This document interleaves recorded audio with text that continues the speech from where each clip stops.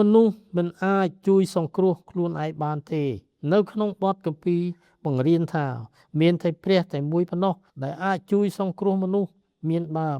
តែបើបានដាច់ចេញពីព្រះហើយសេចក្តីសង្គ្រោះក៏មិនអាចកើតមានដែរគ្រប់មនុស្សទាំងអស់បានសង្គ្រោះលុះត្រាតែមនុស្សវិលបែរមករកព្រះសង្គ្រោះទើបរួចផុតពីការជំនុំជម្រះនិងការកាត់ទោសរបស់ព្រះនៅទីចុងបំផុតមនុស្សនៅតែបន្តព្យាយាមរកគ្រប់មធ្យោបាយដើម្បីជួយខ្លួនឯងតាមរយៈការលះបង់ផ្សេងៗដើម្បីសន្សំសេចក្តីល្អយកមកសង្គ្រោះខ្លួនឯងដូច្នេះការធ្វើដំណើរទៅដោយខ្លួនឯងគឺទៅមិនបានឡើយព្រោះអីខ្លួនអ្នកបាបធ្ងន់ណាស់ហើយគ្មានអ្នកណាឡើយជួយបានក្រៅពីព្រះនោះទេបាទសូមជម្រាបសួរបងប្អូនទាំងអស់ម្ដងទៀតថ្ងៃនេះយើងរៀនមេរៀននិងព្រះបន្ទូលរបស់ព្រះអង្គប្រចាំសប្តាហ៍នេះបាទបងប្អូនដែលមានព្រះគម្ពីរហេព្រើរជំពូក9ខ7សូមបើកអានជាមួយគ្នាហើយដោយព្រោះតម្រូវឲ្យមនុស្សទាំងអស់ស្លាប់ម្ដងរួចសឹមជាប់សេចក្តីជំនុំជម្រះបាទនេះគឺមានចំណងជើងថាសេចក្តីសង្គ្រោះរបស់ផងព្រះមនុស្សសប្តាហ៍ថ្ងៃនេះគេពុំបានយកចិត្តទុកដាក់អំពីជីវិតគេដែលកំពុងតែរស់នៅលើផែនដីនេះឡើយបាទសូមយើងបានសម្បូរចិត្តយើងនឹងអធិដ្ឋានជាមួយគ្នាព្រោះបិតាអើយពេលនេះទូបង្គំសូមព្រះពរឲ្យសូមតម្រេះប្រាជ្ញាអំពីព្រះអង្គឲ្យទូបង្គំបានយល់អំពីជីវិតដែលរស់នៅសប្តាហ៍ថ្ងៃនេះគឺមានមនុស្សមួយចំនួនធំគេពុំបានពឹងផ្អែកដល់ព្រះនាមរបស់ព្រះអង្គឡើយបិតាអើយមានតែព្រះអង្គមួយទេដែលព្រះអង្គអាចជួយសង្គ្រោះមនុស្សនៅលើផែនដីនេះបានកូនអរព្រះគុណទ្រង់កូនជឿជាក់ថាព្រះអង្គនឹងសង្គ្រោះទូបង្គំយើងខ្ញុំនៅពេលនេះដែរពេលទូបង្គំចេញពីផែនដីទៅទូបង្គំជឿជាក់ថាព្រះអង្គនឹងលុះគ្រប់ទាំងអំពើបាបរបស់ទូបង្គំនៅក្នុងព្រះហស្ថរបស់ព្រះអង្គកូនអរព្រះគុណទ្រង់កូនអធិដ្ឋានក្នុងព្រះនាមព្រះយេស៊ូវអាមែនបងប្អូនអើយមនុស្សសប្តាហ៍ថ្ងៃនេះគេពុំបានយកចិត្តទុកដាក់អំពីជីវិតគេដែលកំពុងរស់នៅលើផែនដីនេះឡើយដោយគេគិតថាការរស់នៅគឺខិតខំសន្សំសេចក្តីសុខខំធ្វើល្អមិនបៀតបៀនអ្នកដទៃខិតខំចំណាយទ្រព្យសម្បត្តិផ្សេងៗដើម្បីទិញយកនៅអំពើល្អដោយគេគិតថាការប្រព្រឹត្តអំពើល្អនោះនឹងរួចខ្លួនពីបាបកម្មហើយតែទុកជាយ៉ាងណាក៏ពុំបានរួចខ្លួនដែរមិនអាចយកអំពើល្អយកមកលុបលាងនៅអំពើបាបដែលខ្លួនបានសាងឡើយព្រោះគ្រប់គ្នាមានបាបខ្វះមិនដល់សេរីល្អនៃព្រះតើមានមធ្យោបាយអ្វីដើម្បីឲ្យរួចផុតពីអំពើបាបលុះត្រាតែមនុស្សគ្រប់គ្នាត្រូវតែចេះគិតពិចារណាថាខ្លួនយើងជាមនុស្សគ្រប់គ្នាត្រូវតែមានបាបត្រូវធ្វើខ្ញុំបំរើរបស់អំពើបាបបើដូច្នោះហើយត្រូវឆាប់វិលបែរមករកសេចក្តីសង្គ្រោះរបស់ផងព្រះនៅក្នុងគម្ពីររ៉ូមជំពូក3ខ9ដល់ខ19និងខ23អំពីអេវេសូជំពូក2ខ1ដល់ខ3ដើម្បីឲ្យបានសង្គ្រោះមនុស្សត្រូវតែដឹងថាគេជាមនុស្សបាត់បង់លោកប៉ូលបានបង្ហាញនៅភាពបាត់បង់របស់មនុស្សមុនពេលលោកបង្ហាញអំពីដំណឹងល្អនៅក្នុងគម្ពីររ៉ូមជំពូក3ខ21ដល់31ប៉ុន្តែមនុស្សភាគច្រើនហាក់ដូចជាជឿថាទី1ពួកគេមិនពិតជាមនុស្សមានបាបទេសូមចំណាំថាអំពើបាបគ្មានរូបរាងឲ្យយើងឃើញគឺជាវិញ្ញាណដែលស្ថិតនៅក្នុងចិត្តនិងវិញ្ញាណរបស់មនុស្សទី2ពួកគេមិនអាក្រក់ដោយមនុស្សមួយចំនួនទេទោះបីជាមនុស្សខំតែងខ្លួនមានសម្លៀកបំពាក់ល្អមានគ្រឿងអលង្ការដើម្បីពាក់លម្អសម្បកកាយខាងក្រៅយ៉ាងណាក៏ខាងក្នុងចិត្តអ្នកនោះពុំមានភាពបរិសុទ្ធសុចរិតនៅឡើយទេព្រោះភាពបរិសុទ្ធភាពទុច្ចរិតគឺស្ថិតនៅក្នុងចិត្តមនុស្សគ្រប់គ្នាទី3គេជឿថានរកគឺមិនមានពិតទេនៅក្នុងគម្ពីរវិវរណៈបានចែងច្បាស់ថាជាកន្លែងដែលមានជង្ហុកជ្រៅ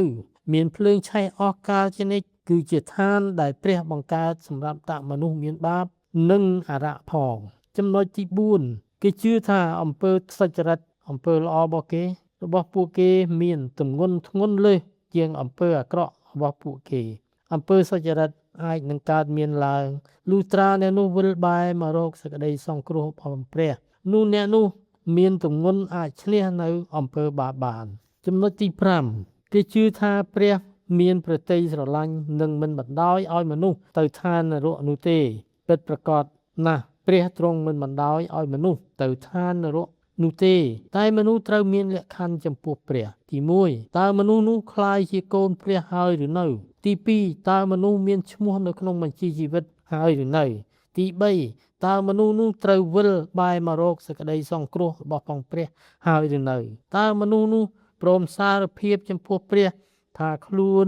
មានបាបហើយឬនៅទី4តើមនុស្សនោះទទួលជឿព្រះដាក់ក្នុងជីវិតហើយឬនៅទី5តើមនុស្សនោះព្រមប្រកល់រូបកាយប្រលឹងវិញ្ញាណសេចក្តីជំនឿទៅព្រះហើយឬនៅដូច្នេះព្រះទ្រង់បានរៀបចំផ្លូវឲ្យមនុស្សដើរព្រោះទ្រង់ជាផ្លូវជាសេចក្តីពិតបើមនុស្សព្រមដើរផ្លូវរបស់ទ្រង់នោះនឹងអាចជៀសផុតពីឋានវេទនានេះបានទី6គេជឿថាគ្រប់មនុស្សទាំងអស់នឹងបានសង្គ្រោះដោយរបៀបណាមួយនៅចុងបំផុតគ្រប់មនុស្សទាំងអស់នឹងបានសង្គ្រោះដោយសារការជឿ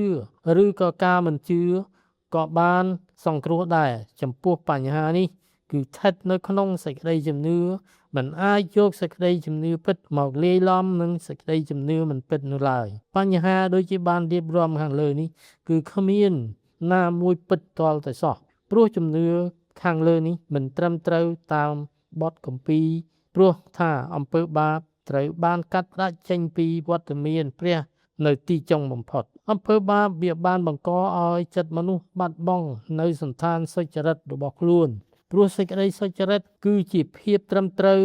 ភាពស្អាតស្អំខាងសិលធម៌និងមានសិទ្ធិឈរនៅចំពោះព្រះអង្គម្ចាស់សួរថាតើមនុស្សទុច្ចរិតអាចលូតលាស់មកជាសេចក្តីសុចរិតឡើងវិញដោយរបៀបណាចម្លើយត្រូវតែមានការទំនាក់ទំនងជាមួយនឹងព្រះដ៏បរិសុទ្ធឲ្យបានត្រឹមត្រូវឡើងវិញទើបទ្រង់ប្រទានសេចក្តីសុចរិតឲ្យមកវិញទី2តូចមនុស្សមិនអាចជួយសង្គ្រោះខ្លួនឯងបានទេនៅក្នុងបទគម្ពីរបង្រៀនថា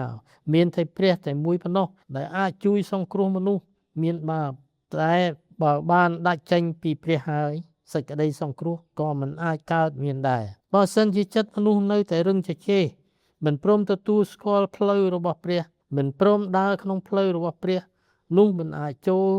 នឹងឃើញនគរព្រះបានឡើយចំណុចទី3គ្រប់មនុស្សទាំងអស់នឹងបានសង្គ្រោះដោយរបៀបណានៅចុងបំផុតគ្រប់មនុស្សទាំងអស់បានសង្គ្រោះលុះត្រាតែមនុស្សវិលបែរមករកព្រះសង្គ្រោះទើបរួចផុតពីការជំនុំជម្រះនិងការកាត់ទោសរបស់ព្រះនៅទីចុងបំផុតដូច្នេះបញ្ហាដែលមាននៅក្នុងជំនឿដោយបានរៀបរាប់ខាងលើនេះគឺគ្មានណាមួយពិតទាល់តែសោះជំនឿទាំងនេះគឺផ្ទុយនឹងពីសេចក្តីពិតនៅក្នុងព្រះគម្ពីរទាំងស្រុងការពិតគឺថាការដាច់ចេញពីព្រះគ្រីស្ទនោះគឺមនុស្សទាំងអស់ត្រូវបានបាត់បង់ហើយគ្មានអ្វីជាជំនួយឡើយគ្រប់មនុស្សទាំងអស់ត្រូវតែទទួលទោសនិងត្រូវស្លាប់ក្នុងអំពើបាបរបស់ពួកគេគ្រប់មនុស្សទាំងអស់ត្រូវបានដាច់ចេញនិងពង្រត់ចេញពីវត្តមាននៃព្រះដោយសារការប្រឆាំងនឹងប្រព្រឹត្តអំពើបាបរបស់គេដូច្នេះសេចក្តីសង្គ្រោះគឺជាមធ្យោបាយមួយដើម្បីដោះស្រាយការបាត់បង់របស់មនុស្សដោយមិនឲ្យខូចនៅសេចក្តីបរិសុទ្ធនិងសេចក្តីយុត្តិធម៌របស់ទ្រង់ឡើយគឺមានតែមួយប៉ុណ្ណោះដែលអាចធ្វើការទាំងនេះបានព្រោះមនុស្សគ្មានលទ្ធភាពនិងសមត្ថភាពដើម្បីសង្គ្រោះខ្លួនឲ្យរួចពីបាបបានព្រោះអំពើបាបបានបង្កឲ្យមនុស្សបាត់បង់នៅសន្តានសុចរិតរបស់ខ្លួនបាត់បង់នៅឯកភាពស្អាតស្អំទីបំផុតត្រូវឈរនៅចំពោះព្រះម្ចាស់ដើម្បីកាត់ទោសបញ្ជាក់មនុស្សមិនអាចជួយសង្គ្រោះខ្លួនឯងបានទេនៅក្នុងកាពីអេសាយចំពុក59ខ1ដល់ខ4អេសាយ59ខ15 21លូកាចំពុក18ខ28ខ23ដល់27រ៉ូមចំពុក5ខ6ដល់ខ8ការបង្រៀនឡើងច្បាស់លាស់នៃបទគម្ពីរថាមានតែព្រះប៉ុណ្ណោះដែលអាចជួយសង្គ្រោះបានបើសិនជាការដាច់ចេញពីព្រះនោះសេចក្តីសង្គ្រោះក៏មិនអាចកើតមានដែរប៉ុន្តែការនេះមិនបានធ្វើឲ្យមនុស្សឈប់ព្យាយាមដើម្បីនឹងជួយសង្គ្រោះខ្លួនឯងបាននោះឡើយមនុស្សនៅតែបន្តព្យាយាមរកគ្រប់មធ្យោបាយដើម្បីជួយខ្លួនឯងតាមរយៈការលះបង់ផ្សេងៗដើម្បីសន្សំសេចក្តីល្អយកមកសង្គ្រោះខ្លួនឯង ដូច្នេះការធ្វើដំណើរទៅដោយខ្លួនឯងគឺទៅមិនបានឡើយព្រោះអីខ្លួនអ្នកបាបធ្ងន់ណាស់ហើយគ្មានអ្នកណាឡើយជួយបានក្រៅពីព្រះនោះទេសរុបសេចក្តីមកបងប្អូនអើយយើងជាកូនព្រះត្រូវឈប់ពឹងខ្លួនឯងត្រូវពឹងព្រះមានតែទ្រង់មួយទេដែលជាព្រះអង្គសង្គ្រោះដោយទ្រង់ស៊ូបដូរលួសយើងចេញពីអំពើបាប